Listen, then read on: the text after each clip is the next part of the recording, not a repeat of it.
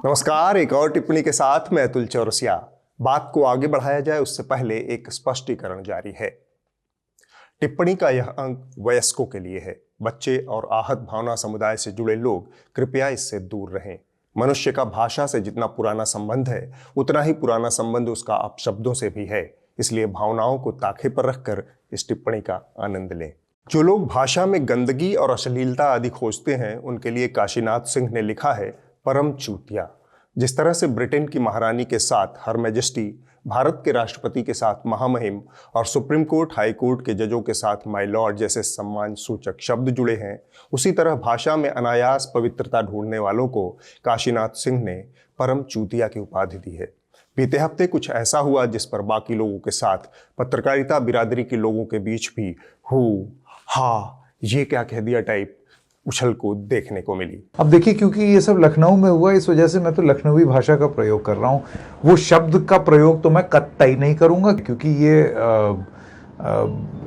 भाषा तो इस्तेमाल करने लायक नहीं है। और संकेत उपाध्याय ठहरे लखनऊ अवध क्षेत्र के निवासी, जहाँ लोग तहजीब को ताबीज बनाकर पहनते हैं। बड़ी मशहूर कहानी है एक लखनऊआ आदमी की। उन्हें किसी के ऊपर बेहद गुस्सा आ गया तो उन्होंने अपनी गालियों के तमाम अनुभव को समेट कर कहा, अपने दयार में रहिए वरना आपके अम्मीजान की शान में गुस्ताखी हो जाएगी। लेकिन बनारसी होने का एक अलग फायदा है। यहाँ गालियों के ऊपर इस तरह चांदी का वर्क लपेटने की मजबूरी नहीं, बल्कि यहाँ गालियों के ऊपर वाद विवाद करने की बड़ी स्वस्थ परंपरा है। हम उस परंपरा में घुसें उससे पहले क्या हुआ था वह जान ले, वरना आप भी कहेंगे भूमिका बहुत लंबी खींच दी। योगी आदित्यनाथ जी महाराज ने कुछ ऐसा कह दिया कि समाज की नैतिकता, मर्यादा खतरे में पड़ गई और संकेत उपाध्याय जैसे लोगों को मुंह दबाने की नौबत आ गई। क्या करते हो चूतियापन का? योगी जी ठहरे योगी जी। सड़सी कमंडल भले न रखते हों लेकिन मूल स्वभाव में अवघड़ ठहरे। जानकार बताते हैं कि भाषा उनकी लच्छेदार चाशनी वाली ही है। लोग ही बेवजह इसमें शालीनता और शिष्टाचार ढूंढते फिर रहे हैं। योगी जी ने कहा, चुतियापना तो मानो कोई पहाड़ टूट पड़ा। बनारस से छपे हिंदी शब्द सागर की जितनी प्रतिष्ठा हिंदी के किसी और शब्दकोश की नहीं। यह हिंदी भाषा का सबसे विस्तृत और मानक शब्दकोश है। 1907 से 1927 के बीच 20 सालों की अथक मेहनत से 11 खंडों में छपे हिंदी शब्द सागर के तीसरे खंड में विस्तार से चूतिया शब्द का जिक्र आता है। इसके साथ चूतिया खाना, चूतिया चक्कर, चूतिया शहीद और चूतिया पंथी जैसे शब्द भी आते हैं। हर जगह इसका अर्थ मूर्ख, गांवदी, बेवकूफ, अबूध, नासमझ, कूड़ मगज और जड़ बुद्धि बताया गया है। कहीं भी इसके अश्लील होने या गाली होने का इंच मात्र भी संकेत नहीं दिया गया है। इसके इस्तेमाली रूप भी बेहद दिलचस्प हैं। मसलन आम फहम बातचीत के संदर्भ में सिर्फ चूतिए बहुत कम होते हैं। बड़ी संख्या चमन चूतियों की है। अच्छी खासी तादाद परम चूतियों की भी मौजूद है। कुंठा के शीर्ष भाव में दर चूतियों का जिक्र आता है, हालांकि यह विशिष्ट परिस्थितियों में ही आता है। एक दुर्लभ प्रजाति का जिक्र भी कहीं कहीं देखने को मिलता है। उन्हें चरम चूतिया कहते हैं। एक मिनट, योगी जी कुछ कह रहे हैं। क्या करते हो चूतियापन का? बस थोड़ा सा बाकी रह गया सर। नागरी प्रचारणी सभा की तरफ से 20 सालों के अथक परिश्रम से तैयार हिंदी शब्द सागर का संपादन उस समय के मशहूर भाषाविद बाबू श्याम सुंदर दास ने किया था। उनके साथ रामचंद्र शुक्ल, बालकृष्ण भट्ट, जगमोहन वर्मा, रामचंद्र वर्मा जैसे भाषाविद बतौर सहायक संपादक जुड़े रहे। अगर चूतिया अश्लील या गाली है तो असम की एक पूरी बिरादरी का अस्तित्व ही गाली बनकर रह जाएगा। असम की सोतिया जनजाति की बात हो रही है। असमिया भाषा में च शब्द नहीं है, उसकी जगह स शब्द का इस्तेमाल होता है। लिहाजा इनको अंग्रेजी भाषा में बोलते सूतिया हैं, लिखते चूतिया हैं। स के लिए असमिया जनता CH का इस्तेमाल करती है। इसी तरह वो चाय को साय बोलती है।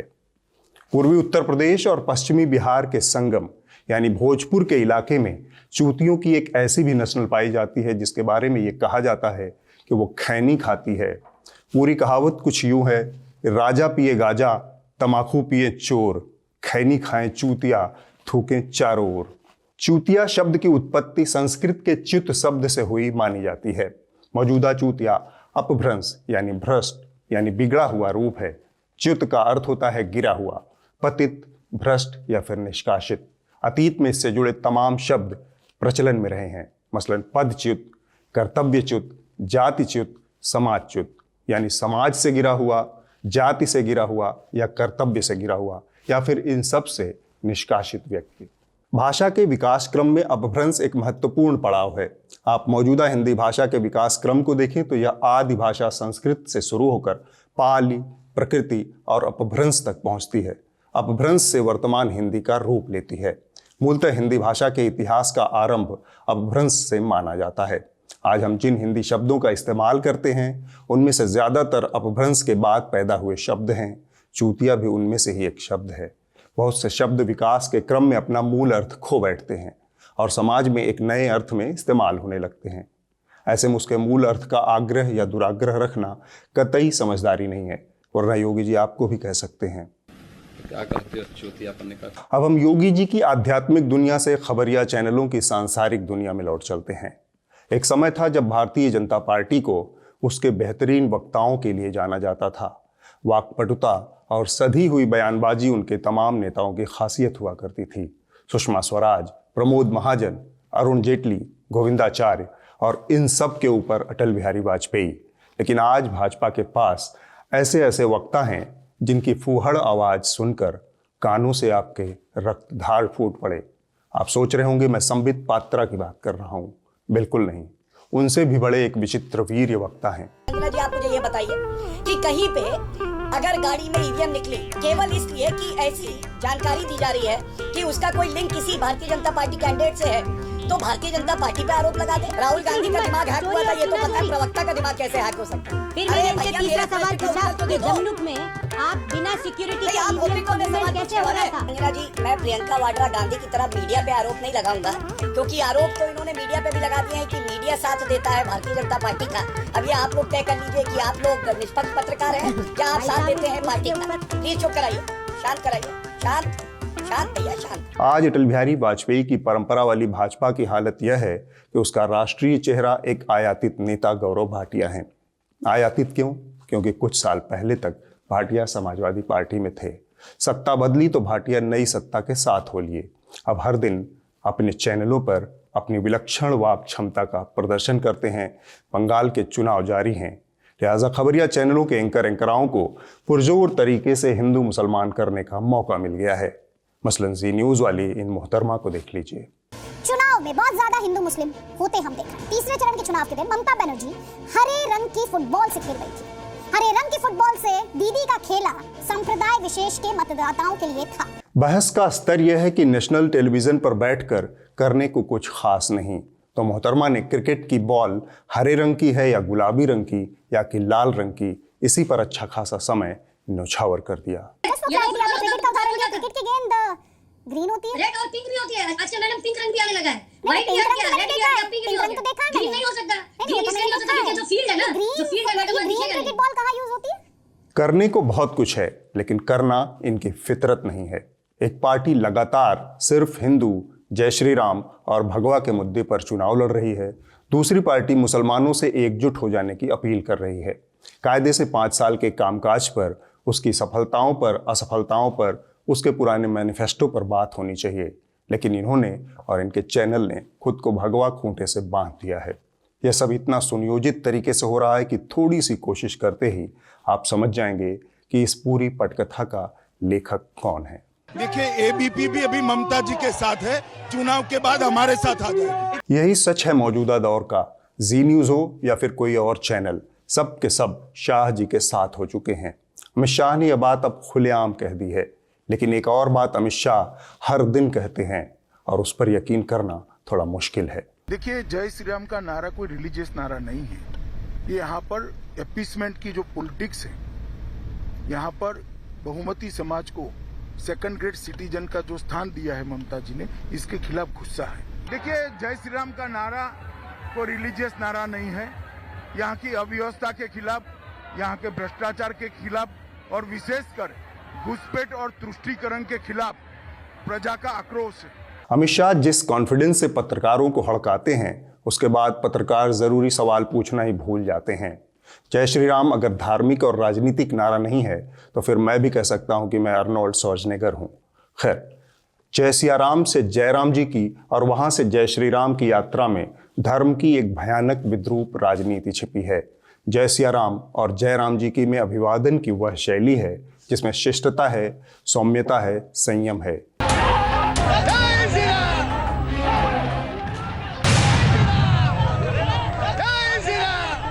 जय श्री राम एक खास राजनीतिक आंदोलन की उपज है। 1990 में लाल कृष्ण आडवाणी की रथ यात्रा के बाद इस नारे ने गति पकड़ी। जाहिर है इस नारे की जड़ में राजनीतिक स्वार्थ और एक तबके विशेष से नफरत के बीच छिपे हैं। इसमें शिष्टता, सौम्यता और संयम का पूरी तरह अभाव है। हिंसा और आक्रामकता इसके अंतर्निहित तत्व हैं।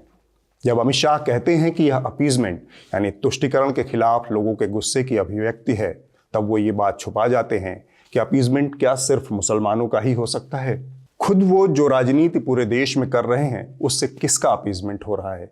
यह आरएसएस की शिक्षा है कि देश में सिर्फ और सिर्फ मुसलमानों का ही अपीजमेंट हो सकता है। यह इसलिए है क्योंकि उनकी संख्या थोड़ा ज्यादा है जो नतीजों को प्रभावित कर सकती है, वरना इस देश में सिख हैं, ईसाई हैं, पारसी भी हैं और अल्पसंख्यक हैं। उनके खिलाफ अपीजमेंट की शिकायत ये कभी नहीं करते। इसी से याद आया हिंदू मुसलमान मामलों के विशेषज्ञ दीपक चौरसिया के बारे में पिछले हफ्ते हमने आपको बताया था। किस तरह से भारत पाकिस्तान के रिश्तों की बहस को भाई साहब ने हिंदू मुसलमान में तब्दील कर दिया। उसके भी पिछले हफ्ते हमने आपको बताया था कि भाजपा के मैनिफेस्टो पर चर्चा करते हुए उन्होंने हिंदू मुसलमान के कीचड़ में सबको उतार दिया था। इस हफ्ते फिर से बंधुअर कोरोना संक्रमण की दूसरी वेव पर बहस करने बैठे और रोकते रोकते भी हिंदू मुसलमान के कीचड़ में कूद पड़े।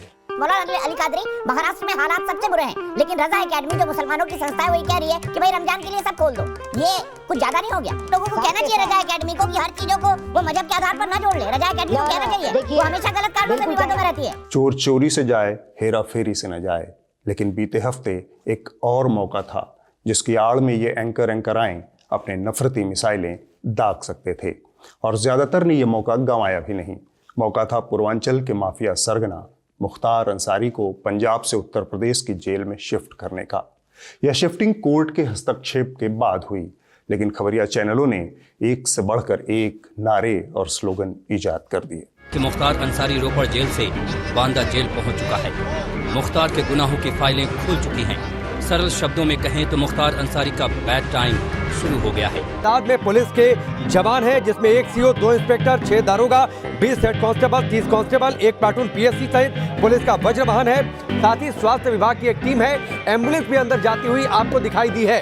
रुमानुल्लाह खान लगातार वहां पर बने हुए हैं। 2 साल तक पंजाब की जेल में सुखी रहने वाला मुख्तार के दुखों के दिनों की शुरुआत हो गई। जिस डॉन के डर से पूरा पूर्वांचल कांपता था, वो भीगी बिल्ली बनकर एम्बुलेंस में बैठा था। योगी की चाय से डरा डॉन, मुख्तार ने किया चाय पीने से इनकार। अपराधियों के खिलाफ ये योगी मॉडल मतलब से अपराध ऑल आउट होगा।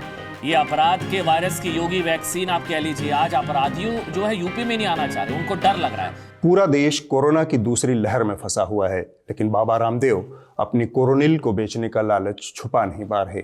हालत ये हो गई है कि मोदी जी वैक्सीन डिप्लोमेसी चला रहे हैं, लिहाजा बाबा खुलकर उसका विरोध तो नहीं कर सकते, लेकिन इशारों ही इशारों में वैक्सीन की नाकामियों की कहानी सुनाते हैं ताकि कोरोनिल बेचने की कोई जुगत काम कर जाए। मैं ऐसे 100 से ज्यादा डॉक्टरों को जानता हूं कि कोरोना की डबल डोज लेने के बाद भी कोरोना हो रहा है, तो क्या करें? नया स्ट्रेन डबल ताकत के साथ आया है, तो अपनी इम्यूनिटी को डबल करने के लिए योग और आयुर्वेद की डबल डोज लें। बाबा तो खैर धंधा कर रहे हैं, इसलिए कोरोनिल हर विधि से बेचना उनकी मजबूरी है, लेकिन लगे हाथ बाबा यह भी कह रहे हैं कि अगर कोरोना की दूसरी लहर में आप आयुर्वेदिक दवाओं और योगा की डबल डोज लें तो कोरोना को दूर भगा सकते हैं। यहाँ हम आपको थोड़ा सा चौकन्ना कर देना चाहते हैं। बाबा रामदेव न तो कोई डॉक्टर हैं न कोई आयुर्वेदाचार्य, इसलिए उनकी सलाह मानने की बजाय किसी योग्य डॉक्टर या आयुर्वेदाचार्य से सलाह लें। ऐसा कहने की कई वजहें हैं। आयुर्वेद की इम्यूनिटी बूस्ट करने वाली दवाओं का साइड इफेक्ट आपके लिवर पर पड़ता है। इस बाबत द केन में छपी एक शोधपरक रिपोर्ट आपकी आंखें खोल सकती है। द केन भी न्यूज लॉन्ड्री की तरह ही सब्सक्रिप्शन आधारित मीडिया प्लेटफॉर्म है। आज मीडिया की स्थिति ऐसी हो गई है कि गंभीर और जनहित की खबरें सिर्फ वही मीडिया संस्थान दे सकते हैं जो आपके यानी अपने सब्सक्राइबर के समर्थन से चलते हैं।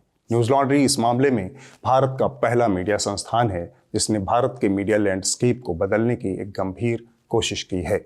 न्यूज़ लॉन्ड्री देश का पहला सब्सक्राइबर आधारित मीडिया संस्थान है। इसे सब्सक्राइब करें और गर्व से कहें, मेरे खर्च पर आज़ाद हैं खबरें। शुरुआत में आंखें खोल देने वाली बात इसलिए कही गई क्योंकि इन दिनों ABCD की बहार आई हुई है, जो बाबा के कोरोनिल कहते ही इसे लेने के लिए दौड़ पड़ते हैं। नीम हकीम खतराए जान तो आप सबको पता ही है, लगे हाथ ABCD को भी जान लीजिए। ABCD यानी अंध भक्त चरणदास। कोरोना का मामला है, इसलिए ABCD बनने की जरूरत नहीं। अब वक्त है इस हफ्ते की रिपोर्ट का। जो कही जा रही थी बातें कि अंदर में भी सोशल डिस्टेंसिंग का ख्याल रखा जाएगा। ट्रेनें तो खुल दी हैं, लेकिन कैसे स्टेशन पर thousands of the migrants workers in different groups walking। इस हफ्ते की रिपोर्ट BBC हिंदी से है। यह रिपोर्ट इसलिए भी खास है क्योंकि ताज़ा अमित शाह ने एक बयान जारी किया है। कहीं ना कहीं जो NGOs हैं या लोग हैं, उनको लग रहा है कि हमें जितना कर रहे हैं उससे ज़्यादा म्यांमार के रेफ्यूजीज की मदद हमें करनी चाहिए, क्योंकि ये लोग काफ़ी मुश्किल परिस्थिति में भारत है। तो उन लोगों ने करनी चाहिए जो मानते हैं उनको। हम लोगों की जिम्मेदारी आपके हिसाब से? भारत की जिम्मेदारी नहीं। क्यों? इसलिए नहीं है कि भारत की एक सीमा बनी हुई है। हर एक व्यक्ति यहाँ आएगा तो भारत का सुरक्षा से लेकर कई सारे सवाल यहाँ पर खड़े हो सकते हैं। BBC की यह रिपोर्ट म्यांमार की सेना द्वारा सताए गए लोगों की कहानी है। म्यांमार से अवैध तरीके से भागकर मणिपुर में शरण ले रहे बर्मी नागरिकों की मार्मिक कहानी को यह रिपोर्ट बेहद प्रभावी अंदाज में हमारे सामने रखती है। हम लोग इस वक्त मोरे में हैं, भारत म्यांमार की सीमा पर, और जो खबर हमें मिली है वो ये है कि अब से कुछ घंटे पहले ही म्यांमार से कुछ लोगों का एक जत्था शरणार्थियों के तौर पे भारत में आए हैं, छुपा के आए हैं।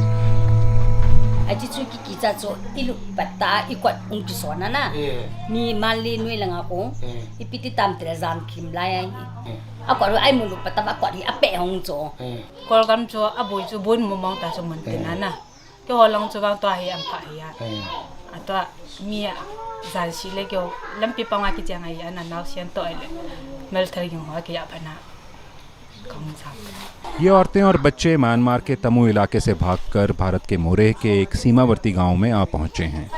जिस वक्त हम इन लोगों से बात ही कर रहे थे, उसी वक्त कुछ और लोग म्यांमार से भागकर इसी घर में दाखिल हुए, जहां एक तरफ म्यांमार से भारत में पनाह मांगने वालों की संख्या बढ़ती ही जा रही है, वहीं दूसरी तरफ कुछ दिन पहले म्यांमार के तमू में हुई हिंसा में घायल 3 युवकों को इम्फाल के 2 सरकारी अस्पतालों में भर्ती किया गया। इनमें से 2 की हालत अभी स्थिर बताई जा रही है।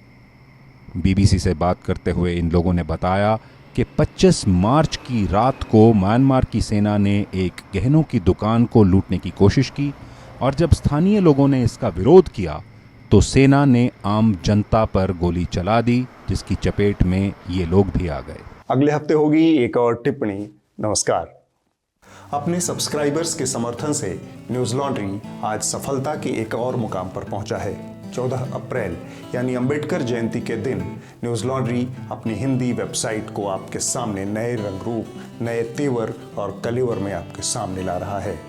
खबरों की धुलाई पहले की तरह ही जारी रहेगी, लेकिन साथ में नए पॉडकास्ट, वीडियो शोज और ग्राउंड रिपोर्ट्स भी होंगी। यह हम कर पाए क्योंकि हमें आपका समर्थन और आपका प्यार मिला। आगे से हमें आपके समर्थन की और ज़्यादा दरकार होगी। उम्मीद है आपको हमारी यह वेबसाइट पसंद आएगी। हमारी नई वेबसाइट्स के लिए टाइप करें hindi.newslaundry.com। यह URL आपको यहाँ पर बॉटम पर भी मिल जाएगा। तो आपका समर्थन और प्यार बना रहे। न्यूज़ लॉन्ड्री को सब्सक्राइब करें। नमस्कार।